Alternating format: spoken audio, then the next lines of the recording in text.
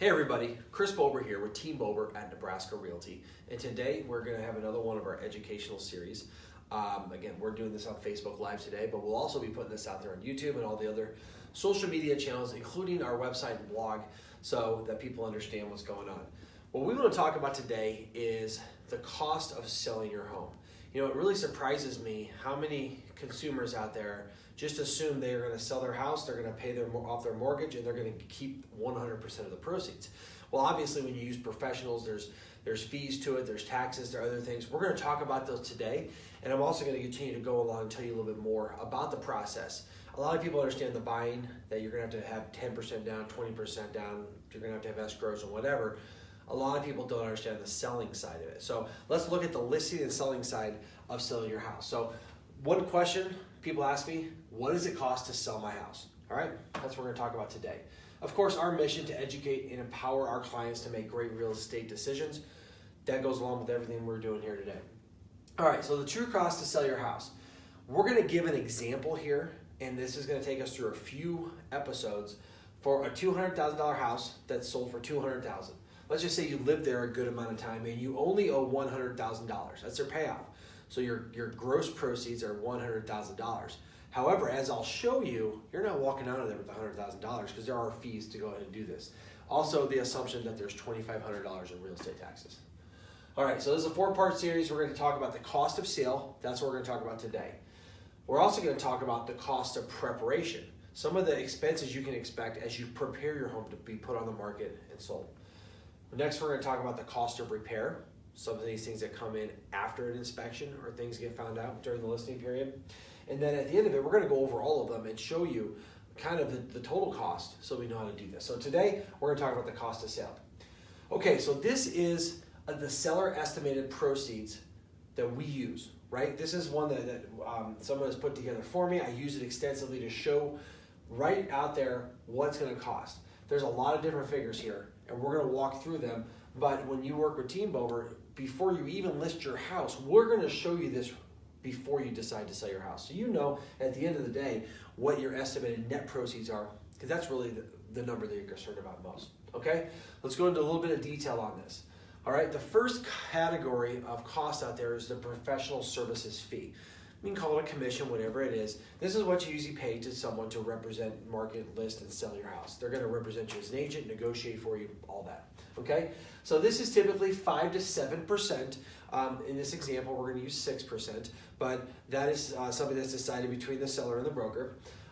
It's paid by the seller to the seller's broker. Okay? So that comes out of commission. Just to be clear, if you don't sell the house, if I don't sell the house that I'm listing, I don't get paid anything. In fact, I lose money, right? This is paid from the proceeds at closing, so no money's due until the property actually transacts. It's usually split about 50-50 with the selling broker or the buyer's broker, okay? That goes to their company that represents the agent. And then under each the listing and the selling or buyer's broker, then that broker then pays the agent. So I don't want you to think that there's a fee on there that the listing agent gets all of it. That's just not true, okay? All right.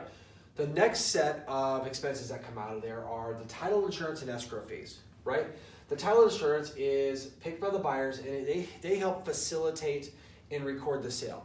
What title insurance is they go and research the title and everything that's of record, and they give an insurance policy, and they agree to defend it against anything, almost everything that can happen after you purchase the property.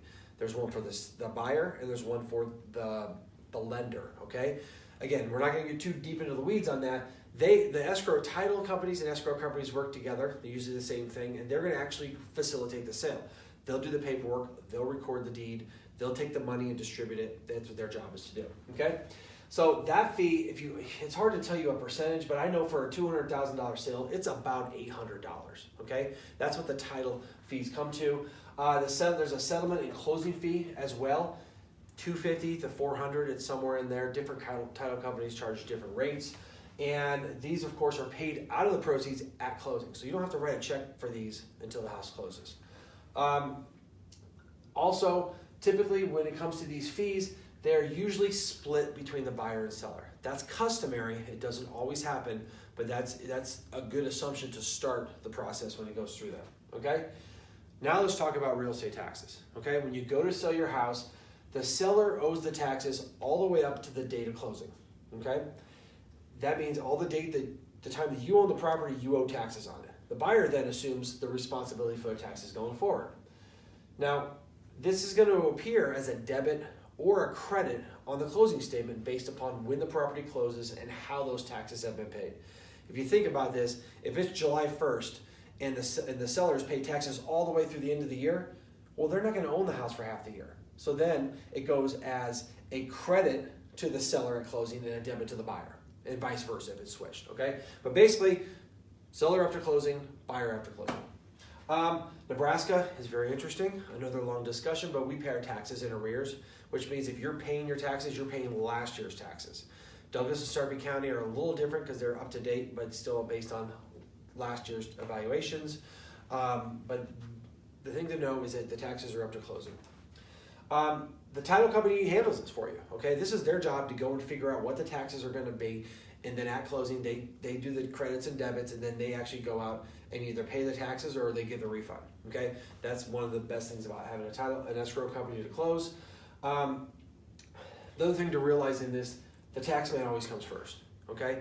You got the mortgage, you got the taxes. I promise you that if there are taxes owed, that title company is not going to give that money away. They're going to pay the county first. So if there's back taxes, if there's any liens or anything like that, that's going to come out of proceeds too. Another thing to consider. All right, there's a couple other fees out there that are common. Of course, the number one is the mortgage payoff. Not everyone has a mortgage to pay off, but a lot of them do. So of course, when that gets paid off to the date of closing, because they take interest on a daily basis. Again, another thing the title and escrow company does. But you're going to pay your mortgage off. The state documentary tax, okay? This is a fee charged by the state. It's $2.25 per $1,000 sale, okay? This is the fee that basically pays them to go and record the deed, all right? But it comes out every closing. It's customarily paid by the seller. The broker admin fees, this is a fee that brokers charge to do the work inside the office, okay? It goes to the office and they take care of that. It's anywhere between $250, I've seen it all the way up to $1,000, okay? Those are there too. Home warranties, termites, radon, some of the things that go on there, they actually get paid out of closing proceeds. Not everything can, but some of those things do. And of course, seller pay closing costs depending on your deal structured and negotiated. Sometimes the buyer is going to ask for the seller to pay some of their closing costs. Those are going to show up on your settlement sheet too, okay?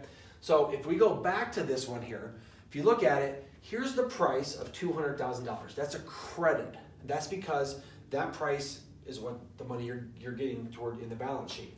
In this case, the seller actually has a credit for taxes. Okay, that's because they paid up to the date of that, and they paid beyond that, and they're going to get some of that money back. Then the buyer is going to be credited on his sheet as a debit. All right, now we look at the cost. There's a mortgage payoff of $100,000, right? That's right there, pretty easy. So your gross proceeds right there are $100,000. These are the title and escrow fees. There's an escrow fee of $250 with the title insurance, almost $400. That's half of title insurance. There's the broker administration fee, and there's the seller the commission basically that comes out of there too. Don't forget about the seller state dock tax. In this instance, it comes out to $450. And if you add these together, you have $200,000, a little bit more, $113,000 in debits, or what has to get paid. So the white meat at the end is $86,837.21, right? That's kind of a big difference if you think about it. If you look at it, you have a sale of $200,000, $100,000 payoff with the taxes of $2,500 for a year, right? The gross profit's $100,000. The cost of sale expenses is over $13,000, $13,573. And I'm giving this as a typical example. They could be more, they could be less. But this is about in the range of what you expect to sell your house. For $13,000 is about 6.8% of the sale price. So a general rule of thumb is you want to hold back between 6 to 10% of what your expected sale price is. Hold that back for fees, right? Whether it's commission, whether it's taxes, whether it's anything that goes along with that. You just don't want to have this to where you need the $100,000 for your next house or whatever. You want to know that that's not going to be that. It's going to be anywhere between 6 and 10% less. So this is the best I can do for an explanation for the cost of sale. Again, we're going to go into this thing. We're going to talk about next week. We're going to talk about the cost of preparation, getting your house ready. Then we're going to go into the cost of repairs, and then we're going to sum it all up at the end. So again, this is our promise as it comes to social media. What we're looking to do in 2019 is to provide current and valuable information to help consumers understand the real estate market and process so they can navigate the marketplace. All right. So remember, Team Bober, Nebraska Realty. If you're looking to buy, build, sell, or invest in the Omaha area, call the pros at Team Bober. We'll tackle the market for you. Here's our contact information. Here's mine, Chris at NebraskaRealty.com. Here's Jen's, jbober at NebraskaRealty.com. Any questions, this will be on our blog, along with a lot of videos, lots of information, talking about our services, www.teambober.com. So thanks so much for tuning in. If you have any questions, be sure to reach out to us. We'd love to sit down with you just to explain the process. No obligations, just looking to help you make great decisions. All right, have a great day.